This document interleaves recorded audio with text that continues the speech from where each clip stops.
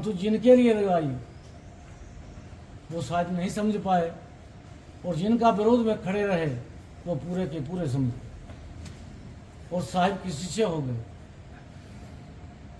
साहिब एक ऐसे हैं, वो मुक्ति के दाता हैं। साहिब ने अपनी वाणी और शब्दों के द्वारा भ्रमों से हमें मुक्त किया। जहाँ तरह हमारी माताएं भ्रमों से मुक्त हो जाएं तो बहुत अच्छा है।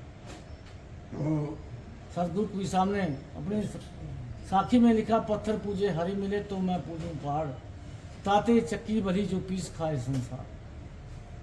कितनी बड़ी भ्रांति है, कितनी बड़ी भ्रांति है कि जब पत्थर की मूर्ति आपके द्वारा बनाई जाती है, मंदिर आपके द्वारा बनाया जाता है, धूप दीप हलवा प्रसाद आपके द्वारा बनाया जाता है, और फिर वो थाल सजा करके मूर्ति के आगे इतने भारी नतमस्तक हो जाते हैं कि पता नहीं क्या क्या उस मांगने को आतुर रहते हैं, क्या क्या मांग लेंगे उनसे। परंतु जो जिंदा मूर्ति बैठी है उसको बाद में देखेंगे, जो जिंदा है उसको बाद में देखेंगे, परंतु जो मृत है, जो आपके द्वारा बनाया गया है, उसको पहले पूजना है, उससे पहले मांगना है। क्या कभी किसी को कुछ मिला है? तब सतगुरु कबीर साहब ने कहा, ये लोगों तुम मति के बोरा, ये संसार के लोगों तुम मति के बोरे हो, अनजान हो। जो पानी में पानी मिले तो धूरी मिला कबीरा। जो पानी में पानी मिल जाता है, इस प्रकार से सतगुरु कबीर साहब जी हर एक जीवों में मिल गए, हर एक प्राणियों में मिल गए। जो पानी में पानी मिला यूं धूरी मिला कबीरा। जो मैथिली का सच्चा व्यास, तेरा मरण होए मगर पास। ब्रह्म एक ब्रह्म था कि मगर में जो मरते हैं वो गधा हो जाते हैं। वो ब्रह्म को मिटाने के लिए सतगुरु कबीर साहब जी उस धराधाम पर पहुंचे जहां सतगुरु कबीर साहब के नाम से कबीर नगर बसा हुआ। भ्रांति को मिटा दिया कि मगर मरे सो गधा होए और बल प्रतीत राम को खोए। जो मैथिली के वहां के जो पंडित थे उनका कहना था कि जो वहां मरता है वो गधा हो जाता है, राम को खो देता है। तो सतगुरु कबीर साहब ने कहा, क्या मगर क्या उसर जो हृदय राम बसे मोरा, और काशी में तज तज कबीरा, तो राम में कौन नहीं हो रहा।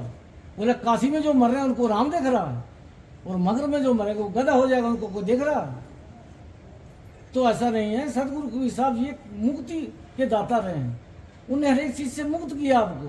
क्या मुक्त रहो, अपने आप में रहो, पर अपने आप में पहले महिलाएं रहे तो अच्छा है, हमारी माताएं रहे तो अच्छा है, बहुत अच्छा है। परिवार भ्रांतियों से मुक्त हो जाएगा, परिवार में किसी प्रकार की कोई भ्रांति नहीं रहेगी, मुक्त हो जाओ। ये जियत समझो जियत बुझो जियत कर लो आशा, कहे कबीर सुनो संतो जीवत ही ब्रह्म नासा। इसलिए कहा साहब ने, कहे कबीर सुनो नर लोई, ये भूत को पूजे भूत ही हुई। बोले भूतों को पूजने वाले लोग हैं, इसलिए इनकी बुद्धि भी भूत हो गई है। भूतों में हमारा ध्यान बहुत लग जाता है। जो संसार में आए और चले गए, उनकी पूजा वंदना के लिए हम इतने भारी ध्यान व्यक्त हो जाते हैं जिसका कोई हिसाब ही नहीं कि हम इनको प्राप्त कर लेंगे। वो प्राप्त कर लेंगे तो क्या प्राप्त कर लोगे आप? अगर हम रोज भगवान की तरफ तपस्या में लगे रहे, भगवान आ भी गए तो आप क्या करवा लेंगे उनसे? करवाएंगे? कोई काम करवाएंगे? कोई काम करेंगे आपका? आपको तो उनका काम करने पड़ जाएगा। तो श्री सतगुरु कबीर साहब ने कहा, जो खोजो वो वहां पे ना ही, वो तो अमरपद के माही। तुम जहां खोज रहे वहां है नहीं, वहां नहीं है वो जिसको तुम खोज रहे हैं कि मूर्ति में प्रकट हो जाएगा वो हो जाएगा। ये तो बड़े बड़े ऊंचे दुकानदार हैं। इन दुकानदारों ने अपनी दुकानें चलाने के लिए कई तरीके अपनाए हुए हैं। अब जिसने राम की मूर्ति बनाई वो कैसा होगा बताइए आप? उसको पूछा किसी ने? उसकी पूजा की किसी ने? पूजा किसी की? राम की।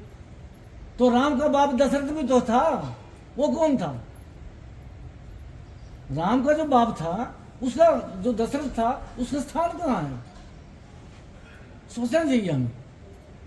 ये दुकानें हैं, उन दुकानों का दुकानदारों का काम है। भारतवर्ष की जितनी संपत्ति थी, जो सोना था, चांदी थे, हीरे मोती जो प्राचीन रखे हुए थे, एक तरीके से वो एक जगह पर अपने से अलग कर लिए, अपने को ले लिए। वो तरीके से, विधि से, एक विधि होती है और विधि से होता है सब कुछ। उन विधि से कर लिया और आप हाथ हिलाते रहो, कुछ भी होने वाला नहीं है। इसलिए साहिब जी को समझो, कबीर साहब जी को समझो। कबीर साहब ने वर्तमान की बात की है, मौके की बात की है, भूत भविष्य की बात नहीं की कि वर्तमान को चेतो भाई, भूत भविष्य को दो भाई। कि वर्तमान में जीना सीखो, वर्तमान में रहना सीखो। वर्तमान की जो व्यवस्थाएं थी उनके ऊपर कबीर साहब जी लड़े हैं, उस जात पात के खिलाफ लड़े हैं, उस ऊंच नीच के खिलाफ लड़े हैं, उस कर्म कांड के खिलाफ लड़े हैं। और हम कहाँ, हम तो अड़े हैं। हम कहाँ लड़े हैं, हम तो अड़े हैं। हम तो वही कर्म कांड कर रहे हैं, जमने पर भी, मरने पर भी, या जब कोई ऐसा सत्संग होता है, कोई भजन बन गया तो वहां पर भी हम तो अड़े हैं। वो तो खड़े थे, जहाँ ऐसी बातें होती थी, भर्म की बातें होती थी, वहां वो खड़े थे कि नहाए धोए क्या भया, जो मन का मैल न जाए, मीन सदा जल में रहे, फिर भी बास न जाए। स्पष्ट कर दी उन्होंने बात की। देख लो आपको मछली को जितना मर्जी धोते रहो, आप धो लो। अगर आपका मन निर्मल नहीं है तो आपका कुछ भी नहीं। अब मन निर्मल होगा, मन खाली होगा, तब तो साहिब की बात आप समझ पाएंगे, अन्यथा नहीं समझ पाएंगे। तो जिन्होंने समझ ली वो बैरागी हो गए, वो बैरागी हो गए, उनको कोई रोक दोष नहीं रहा। और जितनी संस्थाएं चलती हैं, जितनी पार्टियां चलती हैं, वो वर्करों से चलती हैं। वर्कर प्रचार करते हैं तब भीड़ होती है, तब प्रांगण भरते हैं। जब वर्करों ने प्रचार नहीं करना तो भीड़ कहां से होगी? प्रचार करना तो वर्करों का काम है। वर्कर तो इतना कर रहे हैं, हमारे बैजनाथ में वर्कर इतना कर रहे हैं कि कभी ना कब डेरा बंद हो जाए। जो साहिब का जो डेरा है वो कभी ना कभी बंद हो जाए, इतना जोरों का प्रचार चला हुआ है कि जिसको जो जिम्मेवारी दे दो कि तुम 10 आदमी को क्या देना, हाँ जी क्या देंगे, बस कहेंगे किसी को नहीं। तो प्रचार से चलती है। कितना प्रचार है, रामशिला आ गई, राम खड़ोवा आ गई, राम ज्योति आ गई, राम रथ आ गया, दुनिया भर का कितना प्रचार है। आज देखो जगह जगह पर, दुकान दुकान पर झंडे लगे हुए हैं, तीर लेके खड़े हुए हैं। कबीर साहब के पास तो कोई तीर नहीं था, उनके पास क्या था? शब्द का तीर था।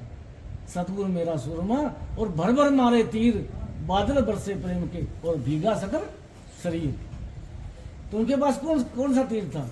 शब्द का तीर था। तो सबसे दुनिया को संभाला और दुनिया को मानवता का उपदेश दिया। ये कबीर साहब का सिद्धांत था। गुरु प्यारे, अगर आप चाहते हैं, मैं तो बड़ा खुश हूँ कि जमाना हो गया था, चलो संगत के दर्शन कर आएंगे। साहब से अनुमति ली कि साहब जी आप कहें तो हम आ जाते हैं। तो उन्होंने कहा भाई आ जा। तो मैं कहा दर्शन कर लेते हैं, कल का क्या भरोसा, इस शरीर का क्या भरोसा है। बारी बारी सब चले गए, एक प्राणों में से शिकुरू रह गया बेचारा। जो पुराने थे उसमें एक ही रह गया है जी। तो साहब ने कहा बारी बारी सब चले, तेरे प्यारे मीत तेरी बारी प्यारे निड्ढे आ रही नीत। हमें अपनी बारी नहीं दिख रही है, हमें अपनी बारी दिखना चाहिए और हमें सजग हो जाना चाहिए, होशियार हो जाना चाहिए। ये बहुत दिन लगा दिए धम धाम में। अब हमें चाहिए कि हम सतगुरु साहिब जी का भजन बंदगी करें और साथ प्रचार में लगें। ये सतगुरु साहिब जी का उपदेश रहा है। बोले सतगुरु कबीर साहिब की जय।